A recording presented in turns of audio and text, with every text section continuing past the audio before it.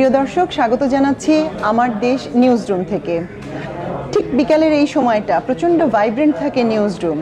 আর পাশাপাশি আমরা তো ইতিমধ্যে বাজারে চলে এসেছি। আজকে আমাদের দ্বিতীয় সংখ্যাটি প্রকাশের পর দ্বিতীয় সংখ্যাটি আপনাদের হাতে এসেছে এবং এই সংখ্যার ব্যাপারে আপনাদের যে সাড়া, আপনারা যে প্রতিক্রিয়া দেখাচ্ছেন পত্রিকাটি নিয়ে, আমরা অভিভূত, আমরা কৃতজ্ঞ।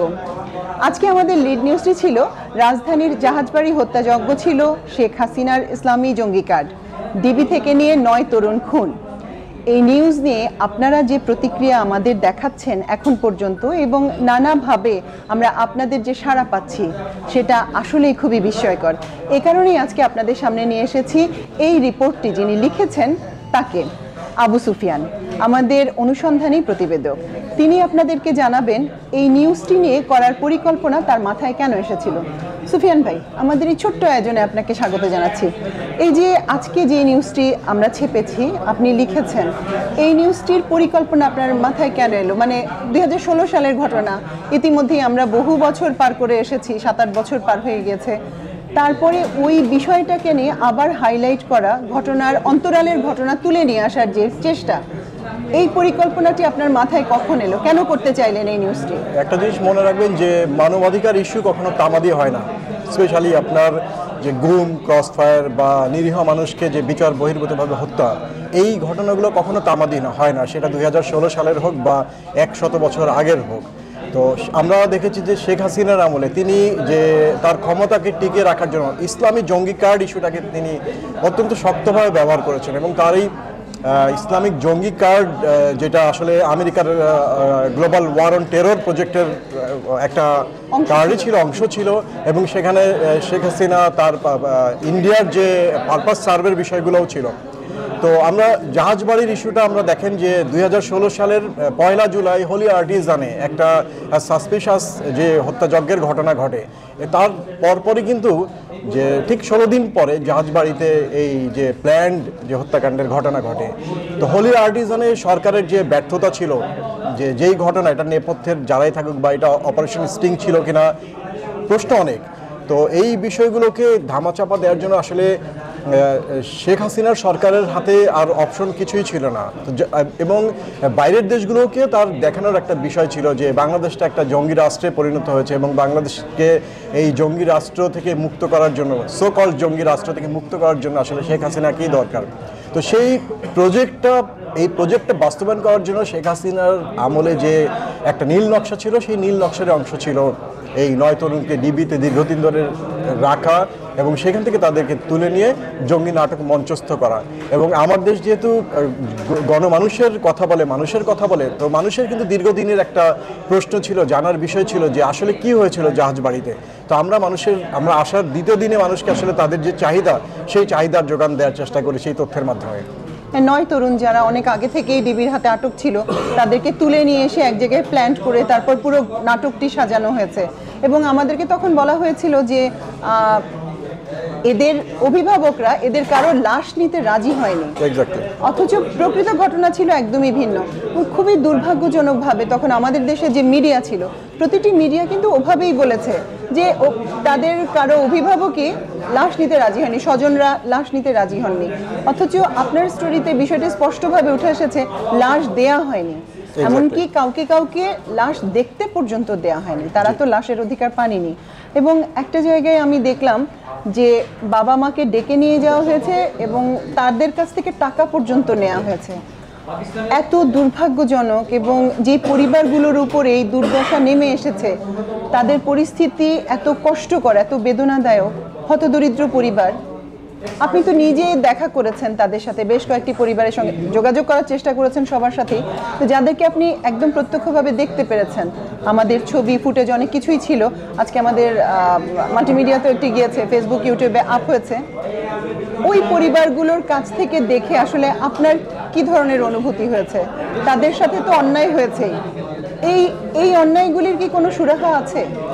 আসলে আবারও একই ইয়াতেই চলে যাচ্ছে যে শেখ হাসিনার টেনিউরে তার ক্ষমতায় টিকে থাকার জন্য যত ধরনের অপকর্ম করা যায়, সব অপকর্ম শেখ হাসিনার সরকার করেছে। এবং এই অপকর্মে তিনি পুরো পুলিশ বাহিনীকে পুরো আইকম্যানের মতো, হিটলারের মতো ব্যবহার করেছেন। যতভাবে পারা যায় একটা দেশের জনগণকে অপ্রেস করার জন্য যেই ধরনের পদ্ধতি, সব পদ্ধতি তিনি কিন্তু অ্যাপ্লাই করেছিলেন। এবং সেখানে যেহেতু গরিব মানুষের কোনো সে থাকে না, গরিব মানুষকে তুলে নিয়ে ডিবিতে দিনের পর দিন রাখা, গরিব মানুষকে হত্যা করা, এগুলো করলে প্রতিবাদের যেহেতু কিছু থাকে না, যার জন্য তারা এই নাটকটাকে মঞ্চস্থ করার জন্য একটা মোক্ষম সেক্টর হিসেবে বেছে নিয়েছিলেন গরিব মানুষদেরকে, যাদের আসলে দিন আনে দিন খায় সেরকম পরিবারের তরুণ সন্তানদেরকে।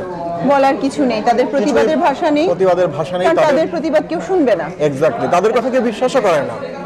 তারা অশক্ত মানুষ, তো না আর্থিকভাবে না রাজনৈতিকভাবে কোনোভাবেই তারা কোনো কিছুকে প্রভাবিত করতে সক্ষম না, তাদেরকে ব্যবহার করা হয়েছে। এবং আপনি জানেন, দেখেছেন যে 16 সালে এটা এক ধরনের প্রেস রিলিজ সাংবাদিকতা ছিল, যে পুলিশ যা বলতো, গোয়েন্দা সংস্থাগুলো যা বলতো, সেই কথাগুলোই তারা তোতা পাখির মতো পত্রিকাগুলো, গণমাধ্যমগুলো বলতো। ফলে সেই সময় উঠে এসেছে কিন্তু আইন শৃঙ্খলা রক্ষাকারী বাহিনীর যে স্টেটমেন্ট, শেখ হাসিনার যে ডিজায়ারগুলো, সেগুলোই কিন্তু গণমাধ্যমে উঠে এসেছিল। মানুষের কোনো কথা, মানুষের আশা আকাঙ্ক্ষা অনুভূতির কোনো প্রতিফলন ছিল না। এটা আসলে খুবই দুর্ভাগ্যজনক পরিস্থিতি তখন যেরকম ছিল। ধরেন ব্যক্তিগতভাবে আমাদের কথাই যদি ধরেন, আমরা ক্যারিয়ার শুরু করেছিলাম ঠিক শেখ হাসিনা আসার আগ দিয়ে, হয়তো 2-4 বছর আগ দিয়ে সাংবাদিকতাটা শুধু শুরু হয়েছে। ওই সময়ের পরই দেখা গেল যে মাঝখানে 15-16 বছরের একটা দীর্ঘ বিরতি পড়ে গেছে, আমরা ঠিক সাংবাদিকতা করিনি। এটাকে যেটা আমরা সাধারণ ভাষায় বলে থাকি প্রেস রিলিজ জার্নালিজম। সরকার যা বক্তব্য দিয়েছে আমরা সেভাবেই চেপেছি। এখন আবার নতুন করে আমাদের কাজ করার একটা পরিস্থিতি, একটা সুযোগ তৈরি হয়েছে। আপনি যে প্রতিবেদনটি আজকে তৈরি করেছেন, এই প্রতিবেদনের প্রেক্ষাপটে আজকে প্রচুর প্রতিক্রিয়া আমরা পাচ্ছি, প্রচুর। ইতিমধ্যে 5 লাখের উপর ভিউ হয়ে গেছে, যেটা মাল্টিমিডিয়ায় গিয়েছে। ওইটার ব্যক্তিগতভাবে আপনিও প্রতিক্রিয়া পাচ্ছেন। আমি আজকে দেখলাম যে আমাদের সম্পাদক ভাই মাহমুদুর রহমান ভাই বাইরে গিয়ে আপনার প্রতিবেদনের ব্যাখ্যা দিচ্ছেন, মানে তিনি কথা বলতে বাধ্য হচ্ছেন, মানুষের প্রতিক্রিয়া এত বেশি। আপনি কি এতটা আশা করেছিলেন যে এইভাবে সাড়া পাবেন চারপাশ থেকে, এত ব্যাপকভাবে, তীব্রভাবে? আমি নিশ্চিতভাবেই এটা আমার প্রত্যাশাই ছিল, কারণ আপনি একজন সাংবাদিকের দেশের মানুষের আবেগ অনুভূতি চিন্তাটাকে বুঝতে হয়, ধারণ করতে হয়, যেটা আমরা দেখেছি দীর্ঘ সময় সাংবাদিকরা মেরুদণ্ডহীন হয়ে পড়েছেন এবং তারা জনগণের আবেগ অনুভূতি চিন্তা সেটা কিন্তু ধারণ করতে পারে নাই। ফলে আপনার গত 15-16 বছরে যে ইসলামী জঙ্গি কার্ড ব্যবহার করে যে নিপীড়ন চলেছে, জনগণের মধ্যে কিন্তু এটার একটা রাগ, অভিমান, ক্ষোভ এগুলো ছিল। তো এই জনগণের যে আবেগ অনুভূতি চিন্তা কিন্তু আমরা বুঝতে পেরেছি যে আসলে আমাদের সত্যটাকে তুলে ধরতে হবে। আমি শুরুতে যেটা বলেছি যে আপনার মানবাধিকার ইস্যু কখনো তামাদি হয় না, সেটা 100 বছর হলেও সেটা আসতে হবে। জনগণ 100 বছরে এই জিনিসগুলো ভুলে না। তো ফলে এটা আমার কিন্তু আমি ব্যক্তিগতভাবে আমার এটা প্রত্যাশাই ছিল যে আমাদের যে এই রিপোর্টটা জনগণ ভালোভাবে গ্রহণ করবে।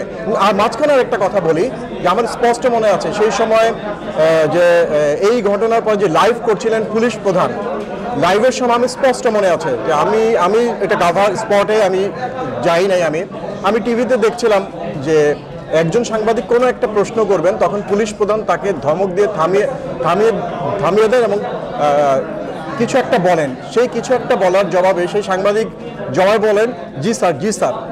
দ্যাট মিনস তখনকার সাংবাদিকতা কোন জায়গায় চলে গিয়েছিল, যে পুলিশ প্রধান ডিকটেট করবেন এবং যে জাহাজবাড়ির যে কর্ডন অফ করে রাখা হয়েছিল সেটা কিন্তু 1-1.5-2 কিলোমিটার দূরে সাংবাদিকরা ছিল।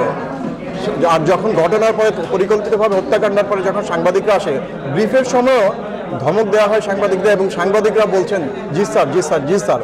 অর্থাৎ আমাদের সাংবাদিকতা আসলে প্রেস রিলিজ সাংবাদিকতা আমরা আমাদের মেরুদণ্ডই বন্ধক দিয়েছিলাম গত সরকারের আমলে। হ্যাঁ, এটা হচ্ছে জি হুজুর সাংবাদিকতা, আসলে শুধু প্রেস রিলিজ সাংবাদিকতা না। অনেক ধন্যবাদ আপনাকে। আমরা আশা করি এরকম প্রতিবেদন আমরা ভবিষ্যতে আরো অনেক বেশি পাবো, এমন কথা বলার সুযোগও আমাদের তৈরি হবে। অনেক ধন্যবাদ। প্রিয় দর্শক, আমরা শুনছিলাম দুটো জিনিস, এক হচ্ছে প্রেস রিলিজ সাংবাদিকতা, জি হুজুর সাংবাদিকতা, এবং একই সাথে আমরা জানলাম যে মানবাধিকার ইস্যু কখনো তামাদি হয় না। আশা করি এ ধরনের ইস্যু নিয়ে, এ ধরনের প্রতিবেদন নিয়ে আমরা আবারও আপনাদের সামনে খুব শিগগিরই হাজির হব। সেই পর্যন্ত সবাই ভালো থাকুন, সুস্থ থাকুন আমার দেশের সঙ্গে। অনেক ধন্যবাদ।